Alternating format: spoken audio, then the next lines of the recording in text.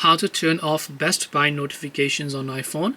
Hey everybody, welcome back to our channel. In this video I will guide you on how you can turn off the notifications for the Best Buy app on your iPhone, so make sure to watch the video till the end. So if you basically use the Best Buy application and that you are bombarded with lots of notifications and that you would like to turn it off, it's very simple. Open the settings application, go to notifications. Under notification style, you should be able to find Best Buy. But if you don't find Best Buy over here, you can just go to this option right here known as series suggestions. Once you go to the option known as series suggestions, over here you should be able to find the Best Buy application. So you want to make sure to turn off the toggle once you find it next to the Best Buy app, and that way the notifications for Best Buy will get successfully turned off. This way you can turn off notifications for Best Buy. Hope this video is very helpful. If you have got any more questions, then feel free to also leave them down below. Thank you for watching till the end of this tutorial, and see you soon in the next video.